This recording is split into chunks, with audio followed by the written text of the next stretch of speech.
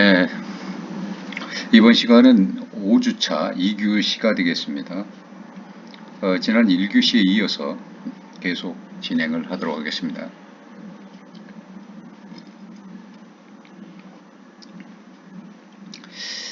지난 시간에 이제 설득 커뮤니케이션을 이어서 강의를 한다고 했었죠.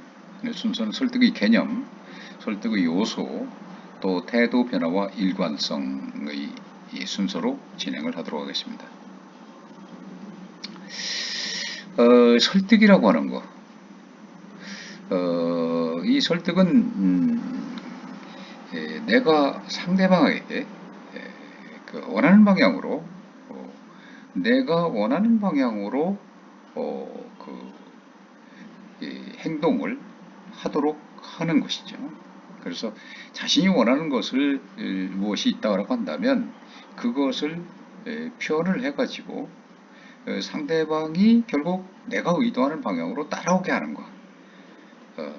이런 것이 바로 설득인 것입니다. 그래서 우리가 정치를 볼 때도 정치는 바로 이제 대중을 설득해서 지지를 얻는 것이죠.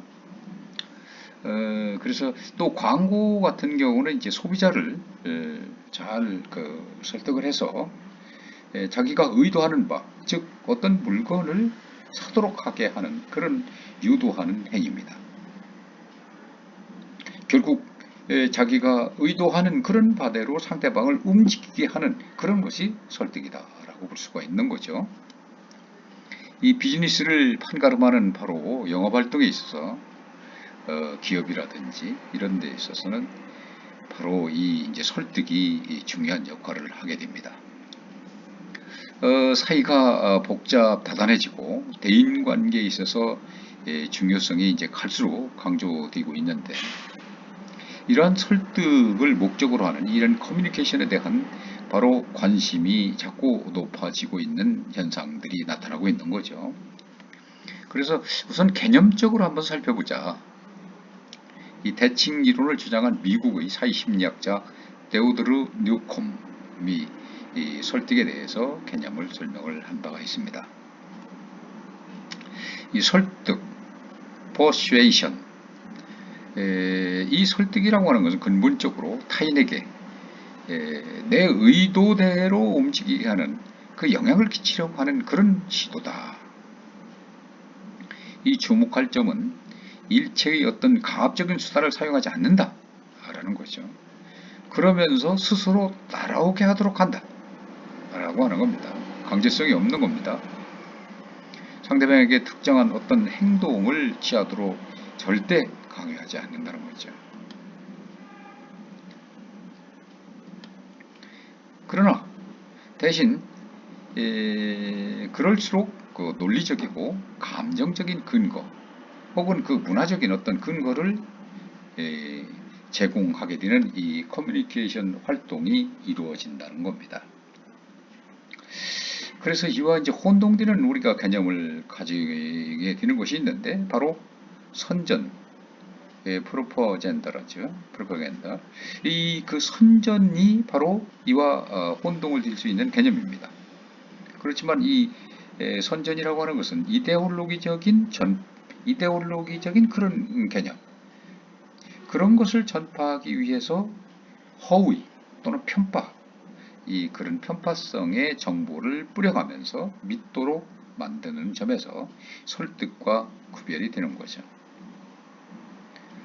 앞서 얘기한 대로 그야말로 논리적이고 감정적인 근거나 문화적인 근거를 제공하지만 그런 것이 어떤 편파적이고 그리고 허위적이고 그런 것이 아니라는 거죠. 이 선전은 바로 그런 의미로 사용된다는 것입니다. 차이가 거기에 있는 것이죠. 설득은 타인에게 영향을 주는 것인데 동기를 유발하는 것과 매우 밀접한 그런 행위인 것입니다. 상대방으로부터 원하는 어떤 의도된 결과를 얻어내기 위해서 우리는 상대방을 설득을 합니다. 그리고 그에게서 상대방에게 영향을 미치고 그리고 영향을 미치게 되면 동기를 유발을 하게 하는 거죠. 밀튼 로키치는 설득과 관련해서 한 개인이 지닌 어떤 가치와 신념 그리고 태도를 먼저 이해한다고 강조를 하고 있습니다. 로키치의 신념의계 이론 그것에 따르면은 이 가치, 신념, 태도 이 세 가지 요소 가운데서 가장 많은 부분을 차지하는 요소가 바로 무엇이냐? 신념이라는 겁니다. 태도는 사실상 그보다 낮다는 거죠. 그래서 태도의 낮은데 그보다 더 작은 숫자를 차지하는 것이 바로 가치. 그래서 가장 큰 것이 신념이고 그 다음 영향을 끼치는 것이 태도이고 그 맨 마지막이 바로 가치다라고 이렇게 설파를 하고 있죠. 그러나 실제로 가장 중요한 고도 강력한 영향력을 바로 이런 것이 그 신념이 사실상 가진 것은 사실인데 이 가치와 신념, 태도 이것은 사실상 어찌 보면 연결성이 강하죠. 밀접한 관계가 있습니다. 그 가령 이제 어린 시절에 그 형성됐던 자라나오면서 그런 어떤 가족에서 그 가풍 또 전통 이런 것들 그러면서 또 교회라든지 이런데 이제 종교적인 어떤 이 전통에 또는 이 개인적인 어떤 습관 이런 것들 이것은 바로 사적인 이런 부분인데 이것을 사실상 이 어렸을 때부터 굳어져 있는 거기 때문에 이것을 변화시키기라고 하는 것은 굉장히 어렵습니다. 이것은 이 설득 행위가 결코 쉬운 일이 아니다라고 하는 것을 우리는 알 수가 있는 거죠. 그래서 많은 연구자들이 이 설득적 커뮤니케이션 이 부분에서 이 수용자의 태도를 변화시킨다고 한다면 이 설득이 가능하다라고 보았는데 바로 이런 경우에 있어서 이 태도라고 하는 것은 이 어떤 대상을 좋아하고 싫어하고 그것에 따라서 평가함으로써 표현하는 심리적 경향으로 정서적 측면이 강하다라고 얘기를 하는 겁니다. 예컨대 나는 제품 A가 좋다 아니면 제품 A가 싫다와 같은 그런 경우가 바로 그런 예인데 이런 태도 그것에 대한 변화를 초래하면 결국 행동 변화로 이어지는 효과가 유발된다는 것입니다. 두 번째 설득의 요소입니다.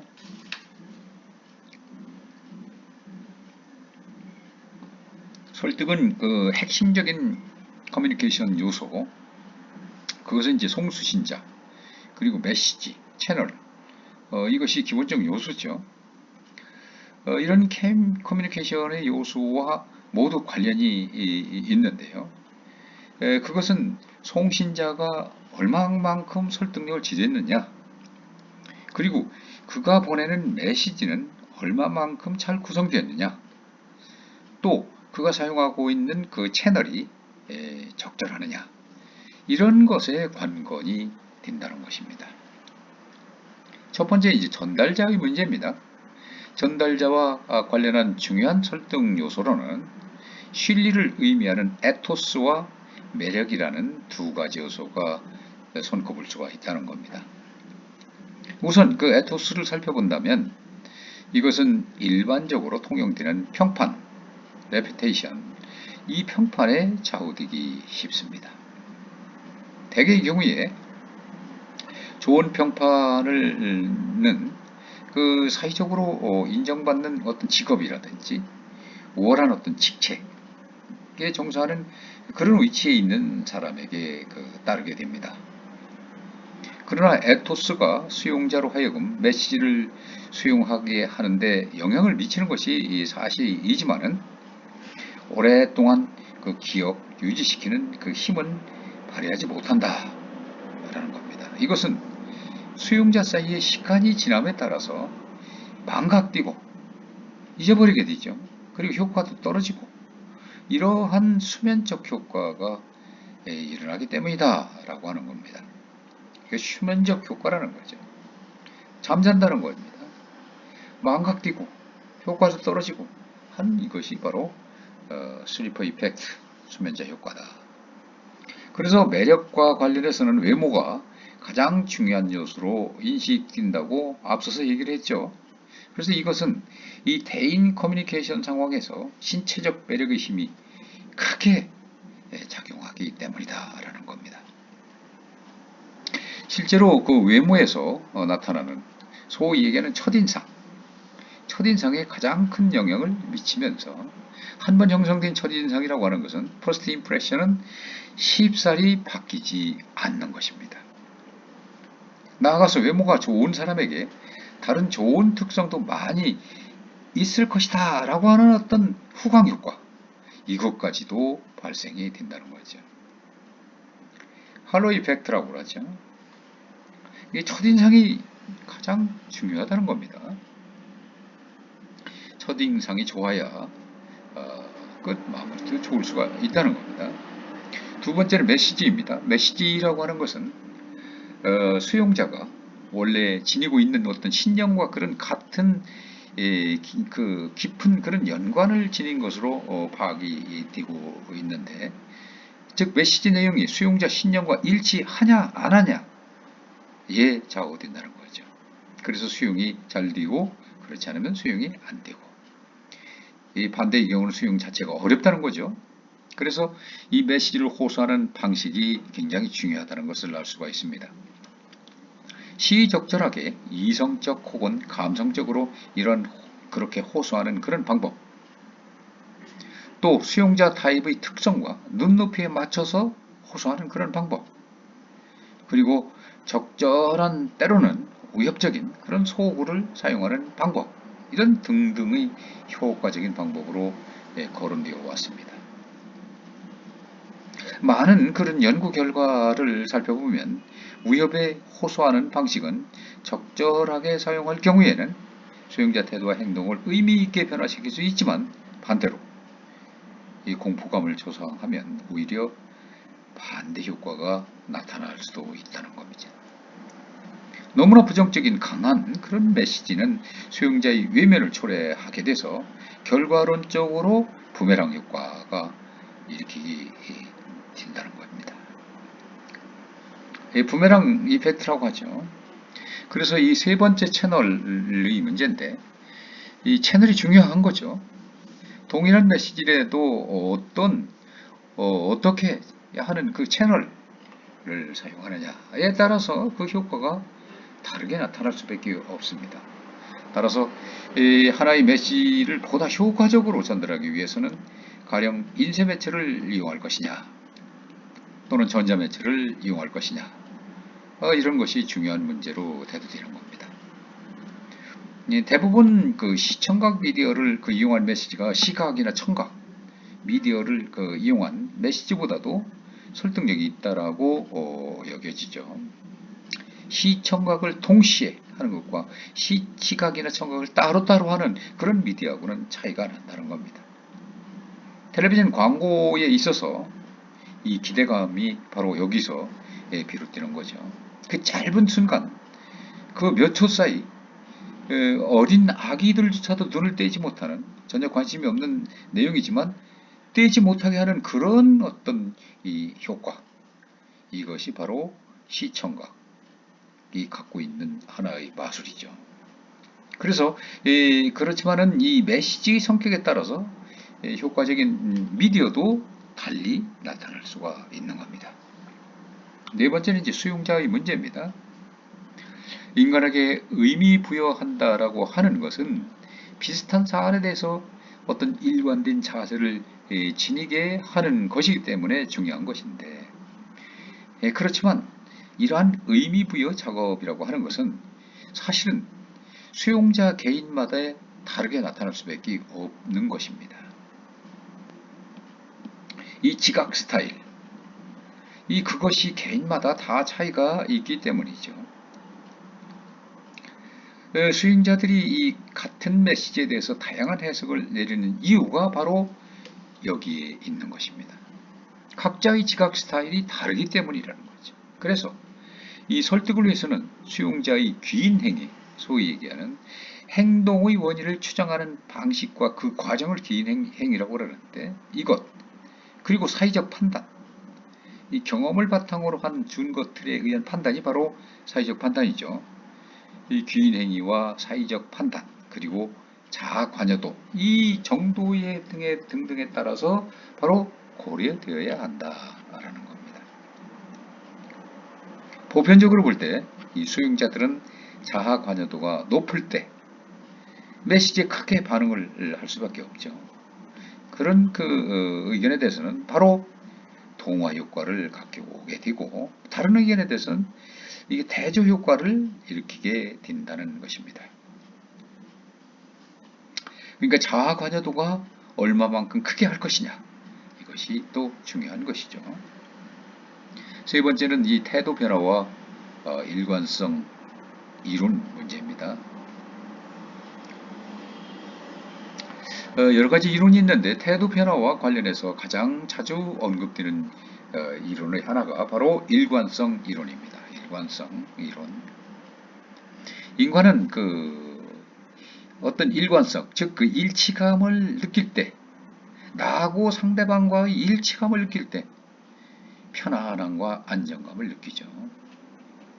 우리가 이 사람과 강아지들과의 대화, 몸짓, 비언어적인 대화도 역시 마찬가지입니다. 서로 일치감을 느껴야 강아지 쪽에서도 안정감과 평화스러움을 나한테 보여주는 겁니다. 이 설득은 그래서 이러한 그 심리적 태도에 변화를 가하는 것에서 촉발되는 겁니다. 상대방 입장에서 한번 생각을 해보는 거죠. 강아지와 이렇게 놀이를 할 때도 강아지 입장에서 한번 생각을 해보는 거죠. 그래서 얼마만큼 일관성을 느끼게 되느냐, 그때 편안함과 안정감을 느끼게 된다. 그래서 이 일관성 이론을 이해하고 설득에 적용하는 것이 반드시 필요하다. 그래서 이런 일관성 이론에 대해서는 균형 이론이라든지 대칭 이론, 그리고 인지 부조화 이론이 있습니다. 그러면 이 세 가지를 함께 알아보도록 하겠습니다. 균형 이론입니다. 프리츠 하이더가 최초로 명시한 균형 이론인데, 이것은 인지적 불균형 상태가 긴장을 형성하고, 그리고 인간은 이를 다시 균형 상태로 되돌리려는 그런 강한 본능, 그것을 가졌다라는 기본 전제에서 출발을 하게 되는 이론입니다. 그래서 이 균형 이론은 나와 상대방, 그리고 제3자, 또는 그 물리적 대상이나 사건을 놓고 이렇게 설명이 진행됩니다. 예컨대 내가 상대방을 좋은 친구로 여기는 그런 관계에 있을 때, 특정 제품인 X에 대한 생각이 그 상대방하고 다를 때, 예컨대 나는 그 제품을 싫어하는데 친구는 좋아할 때 그런 경우죠. 이렇듯 그 인지적 불균형이 초래되게 되는 것인데, 이것은 곧 불편한 상태를 야기하게 되는 것이기 때문에 이를 해소하기 위해서는 태도를 바꿔서라도, 즉 그 친구가 이 제품을 좋아하기 때문에 나도 좋아하게 하게 하는 이런 태도 변화, 이런 편안한 상태, 즉 균형감을 회복하려 한다는 것이 바로 균형 이론의 핵심입니다. 두 번째는 이제 대칭 이론입니다.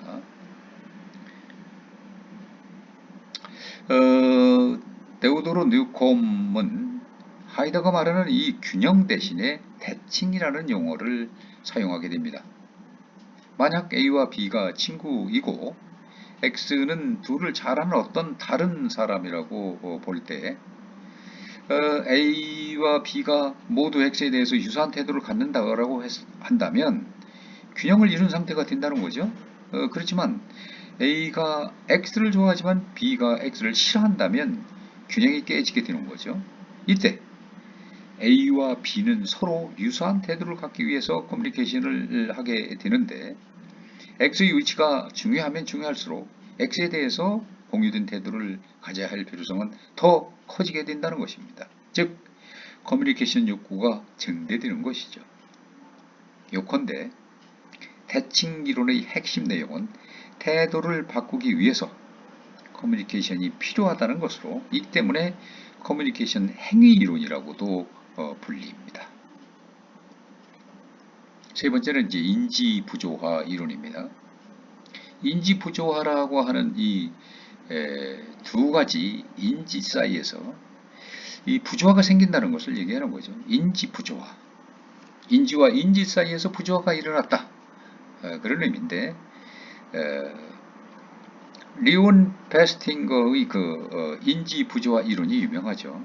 그래서 이는 인지와 부조화 이론을 첫째 긴장과 스트레스를 형성하는 부조화, 그 부조화가 변화 압력을 창출하는 것이다 라고 이렇게 보는 측면이고, 두 번째는 부조화가 생기게 되면 사람들은 이 부조화를 갖다가 감소시키려 한다든지 또는 다른 부조화로 만들어내는 그 변화의 상황을 회피하려는 경향이 있다는 것입니다. 즉 자신의 태도나 행동을 바꿈으로 해서 인지 부조화 상태를 극복하려 한다라고 하는 겁니다. 이렇게 이제 세 가지 상태를 알아보고 우리는 이 커뮤니케이션 능력의 부분을 살펴보도록 합니다. 이 순서는 이제 커뮤니케이션의 능력의 이제 개념에 대해서 한번 알아보고, 또 커뮤니케이션의 기술적인 측면은 무엇인가, 또 다음에 이제 커뮤니케이션의 능력과 문화 차이는 무엇을 말하는가 하는 것을 순서대로 살펴보도록 하겠습니다. 현대사회에서 이 커뮤니케이션 능력의 중요성은 말할 필요도 없이 나날이 인식이 크게 증대되고 있습니다. 이 커뮤니케이션 능력이라고 하는 것은 우리가 기본적으로 누구나 인간이 천부적으로 부여된 말할 줄 아는 능력을 의미하는 것만은 아니죠. 이 커뮤니케이션 능력이라고 하는 것은 개인차가 분명히 존재하면서 또한 그렇기 때문에 사회활동에 많은 서로 변화와 영향을 미치게 된다라고 하는 거죠. 능력 있는 커뮤니케이터가 되기 위해서는 우리는 주변 환경과 분위기를 재빨리 파악을 하고 민감하고도 민첩하게 반응한 것이 무엇보다도 중요하다는 것을 알 수 있습니다.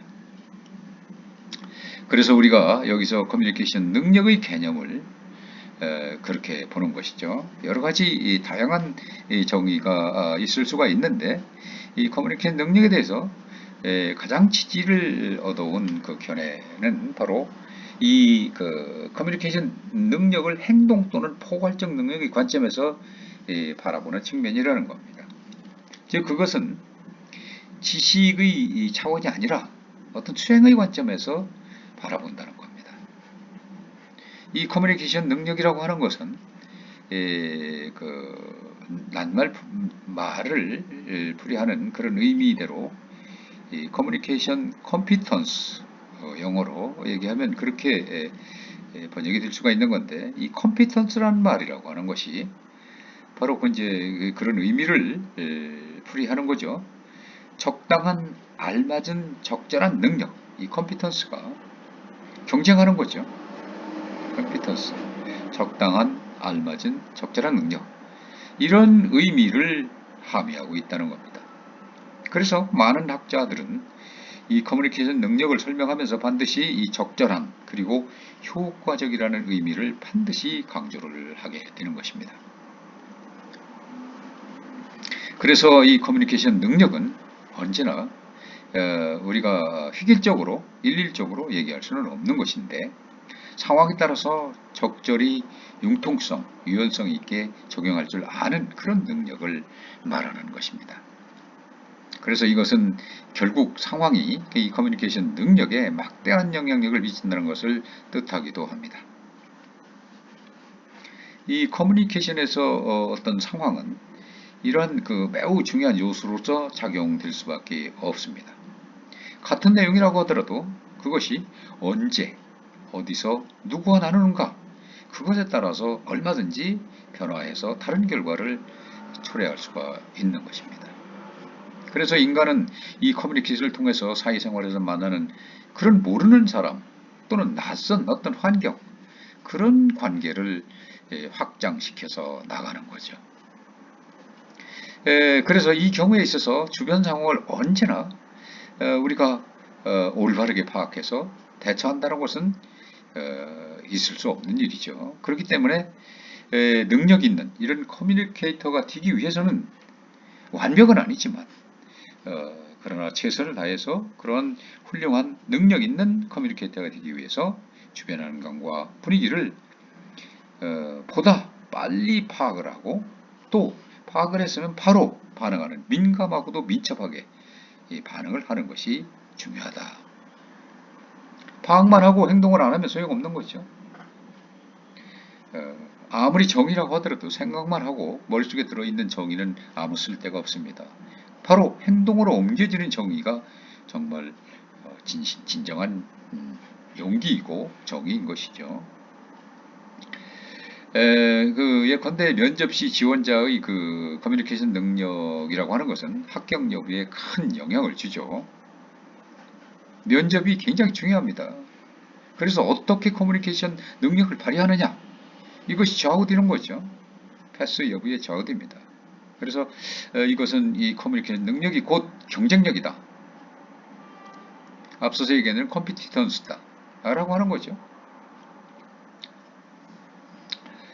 그래서 소위 여러분들이 이제 알고 있는 이 하이킥 짧은 다리 역습이라는 그런 사진이 있죠. 그런 장면을 시사를 바로 하는 것이라고 볼 수가 있는 거죠.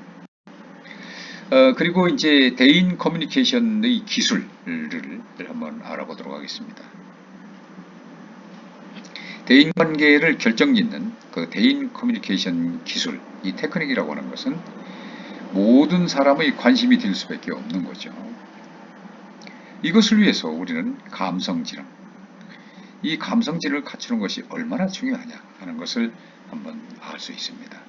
감성지능이라고 하는 것은 우리가 언급되는 다음 요소들이 포함이 됩니다. 즉 감성지능이라고 하는 것은 자기 스스로 문제를 냉철하게 파악할 수 있는 자의식이 있고 자신이 처한 상황에서 가장 적절한 최선의 방법으로 그런 감정을 표현할 수 있는 자의식, 그런 감정관리, 이런 충동을 억제하면서도 목표에 도달할 수 있는 어떤 동기부여, 그리고 이 다른 사람, 상대방, 타인의 어떤 감정을 공유할 수 있는 어떤 내가 갖고 있는 그런 태도를 갖고 있느냐, 그런 능력을 갖고 있느냐, 이런 것에 좌우된다는 거죠. 그래서 이와 같은 것은 다음과 같은 특성들로 정리될 수가 있습니다. 첫 번째 이제 감정이입이죠. 감정이입, 바로 공감입니다. 공감 능력이 있어야죠. 감정이입과 타인 지향성입니다. 공감 능력만 있는 게 아니라 타인에 대한 지향성 있어야죠. 이 타인의 사고와 감정 그리고 행동에 자신의 상상력을 전이시킨다. 그렇게 해서 결국 그의 세계를 자신의 것으로 구성하는 것을 의미합니다. 그래서 이것은 이 상대방과 처지를 바꿔 생각하는 바로 역지사지죠. 역지사지. 그 상대방의 입장에서 생각을 해보는 거지 내 입장이 아니라 그런 정신이 작용을 하는 겁니다. 바로 감정이입 능력이 있는 사람들은 이 타인의 의도를 평가하거나 상황을 추정을 해서 또는 조망하는 것이 가능한 것입니다. 이를 바탕으로 커뮤니케이션 방향에 대한 올바른 선택을 할 수 있게 되는 거죠. 우선 자기 입장만 고집을 세우는 사람 입장은 절대 이렇게 이루어질 수가 없는 거죠. 상대방의 입장에서 한번 생각을 해보는 겁니다. 역지사지 해보는 거죠. 이것이 바로 감정이입과 타인 지향성입니다. 두 번째가 이제 행동적 융통성입니다. 경직성이 아니라 융통성이죠. 이 적절한 커뮤니케이션 선택을 통해 가지고 자신을 같은 상황에서 재빨리 바로 거기에 적응시킨다는 그런 능력을 발휘하는 겁니다. 아이에게 맞게 어른에게는 어른에 맞게 이야기하는 그런 것처럼 송신자로서 수신자가 수용하기에 적절한 수준의 메시지를 필요에 따라서 구사할 줄 아는 것이 바로 이해에 속하는 겁니다. 눈높이를 맞춘다는 거죠. 눈높이를 맞춘다.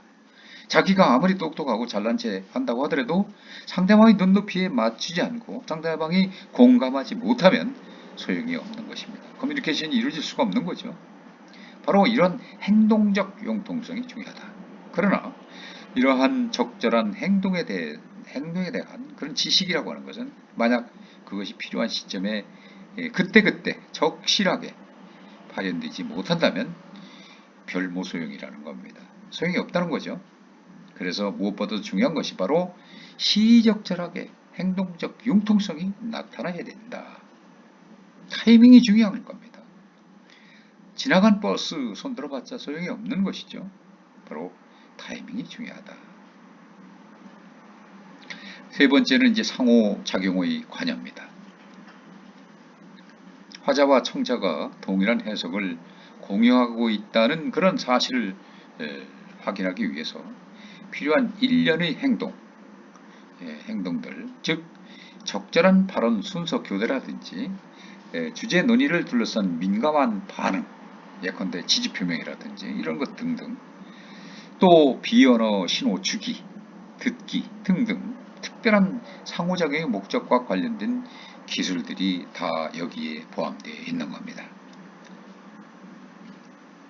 자, 그러면 이 커뮤니케이션 그 능력과 문화 차이가 있을 수 있는 것인데, 이것을 알아보면 이 커뮤니케이션 능력을 우리는 일반적인 의미로만 접근할 수는 없다라고 했습니다. 그것은 사회적, 문화적 여건에 따라서 다른 상황이 전개될 수 있고, 상황에 따라서 변화무쌍하고, 또한 규범이라든지 가치라든지 신념 태도가 그 각각의 상황이나 문화적 차이 등등에 따라서 달라지기 때문에 이 커뮤니케이션 능력이라고 하는 것은 어떤 일정한 그런 그 상황으로 언급될 수 없고 일정할 수는 없는 것이다. 연령과 성별에 따라서도 개인차가 있는 것이고, 또 개인의 어떤 생리적 심리적인 그 특성에 따라서 또 달라질 수도 있는 것이기 때문에 일률적으로 그 능력을 어떤 것들이다라고 이렇게 획일적으로 말할 수는 없는 것입니다. 그래서 그런 면에서 살펴보건대 첫 번째 저맥락, 고맥락 커뮤니케이션입니다. 이 커뮤니케이션은 그 자체로서도 중요한 것이지만 이 백그라운드, 이 맥락, 어떤 콘텍스트를 살피는 것도 매우 중요한 겁니다. 말하는 사람이 겉으로 표현하는 뜻 외에 거의 숨은 뜻이 없는 그런 커뮤니케이션을 가리켜서 우리는 저맥락 커뮤니케이션이라고 하죠. 그와는 반대로 겉으로는 이 표현되는 것과는 다른 내용을 담고 있거나 어떤 보충적인 뜻이 담겨 있다라고 하는 그런 커뮤니케이션을 우리는 고맥락 커뮤니케이션이라고 합니다. 고맥락 커뮤니케이션일수록 행간을 잘 살펴야 되는 거죠. 그래서 어쨌든 저맥락 커뮤니케이션은 개인주의 문화권에서 주로 많이 사용이 되는 것인데, 예를 들자면 이제 서구인들이 개인주의죠. 그런 그 성향이 많죠. 서구인들이 배부르다, I am full 이렇게 하면 I am full 뭐 이렇게 한다면 더 이상 그 먹을 것을 권하면 안 되는 겁니다. 근데 이제 그 우리나라에서는 또 그렇지 않죠. 배불러도 더 먹어라 더 먹어라 하죠. 그래서 이와 같이 이 말하는 사람도 듣는 사람도 그 말 속에 이 다른 내용이 담겨 있다고 생각하지는 않습니다. 서구 사람들이 이렇게 개인주의 경향이 있는 그런 사람들은 배부르다 하면은 그 자체로만 이해를 하는 거죠. I am full로서만 그냥 하니까 저 사람 배부른 사람이니까 권할 필요도 없는 거고 배부른 상태다 이렇게 하는데 우리는 뭐 조금 먹고도 다 배부르게 먹지도 않고 체면치레로 배부르 잘 먹었습니다 이렇게 할 수가 있는 것이고 또 그렇게 그런 맥락으로 얘기를 하는 경우도 있고 또 그렇게 이해도 하는 경우도 있죠. 우리나라 같은 사회 바로 그런 것들입니다. 예의를 차리는 그런 차원에서 그런 상황이 왕왕 벌어지죠. 그래서 이러한 커뮤니케이션 내용을 액면 그대로 받아들이지 않고 바로 행간을 읽는 소위 속뜻을 헤아리게 되는 그런 경우가 많습니다. 고맥락이죠. 그래서 이것은 커뮤니케이션을 할 때 배경이 되는 상황을 바로 중시하는 그런 집단주의 문화 속성에서 비롯되는 거죠. 개인주의 속성이 문화 속성이 아닙니다. 그래서 사회 규범도 뭐 이와 같이 암묵적으로 이루어지는 그런 경우가 많습니다. 아랫사람은 윗사람이 사양하거나 괜찮다고 얘기한 것일지라도 다시 한번 상황을 헤아려서 고안하는 게 그 하나의 일상생활을 잘하는 요령이 되기도 하죠. 이것이 바로 소위 얘기하는 집단주의 문화 속성에서 비롯된다는 겁니다. 고맥락이 있죠. 이런 차이를 우리가 잘 이해하고도 그리고 그것이 적절하게 적용하는 것이 바로 이 커뮤니케이션 능력을 높이는 그런 기술이다라고 볼 수가 있죠. 이 두 번째는 이제 자아 노출입니다. 이 자아 노출에도 문화 차이가 존재하죠. 앞서서도 얘기를 했듯이 이 서양 문화에서는 개인주의 그런 경향이 짙습니다만은 이 친소관계를 떠나서 대체로 자아 노출을 꺼립니다.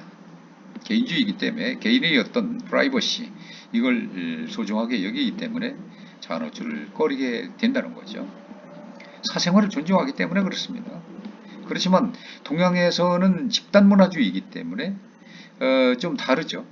친한 사이가 됐다라고 될 경우에 서로가 높은 수준의 그 자아 노출을 강요하는 그런 일반적 경향이 있습니다. 그 반면에 지나친 자아 노출을 하는 사람들에 대해서는 흉을 보는 것과 같은 그런 이중성도 또한 있는 것입니다.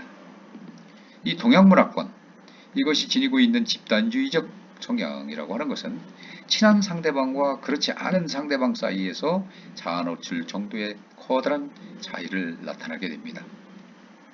그 결과 같은 반 학생들 사이에서도 훨씬 사적이고도 협동적인 커뮤니케이션이 진행됩니다. 개인주의 문화권에서 그 차이가 그리 뚜렷하지 않은 것과는 상대적으로 비교가 되는 것이죠. 그래서 우리가 개인주의 문화권 사람과 소위 서양 문화, 서구권 사람들과 이 커뮤니케이션 할 때는 바로 이 자아 노출이라는 측면에 대해서는 우리가 신경을 많이 써야죠. 세심한 배려가 필요합니다. 잘못하면 오해를 사고 원만한 인간관계가 깨질 수가 있기 때문이죠. 진전이 있을 수가 없습니다. 유지도 어렵습니다.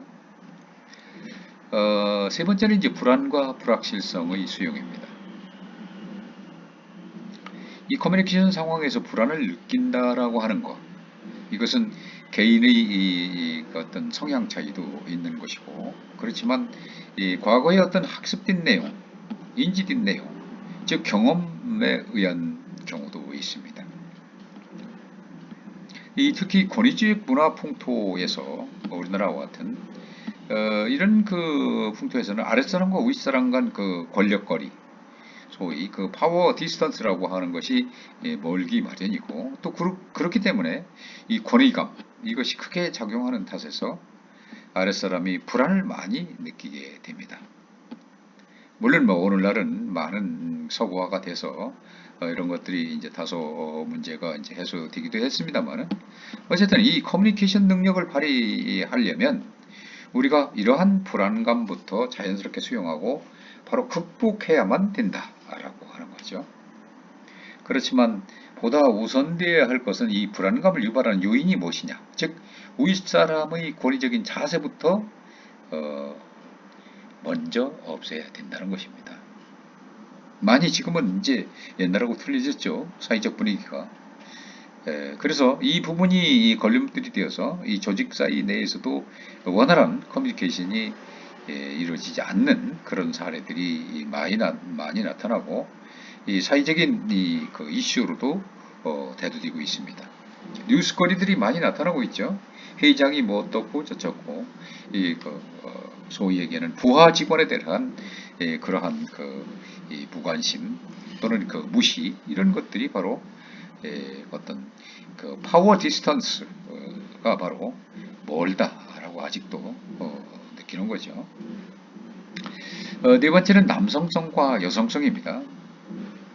여성성은 사실보다는 감정에 충실한 그런 언어를 많이 사용한다라는 것이 특성이죠. 남성에 비해서 그렇다는 것입니다.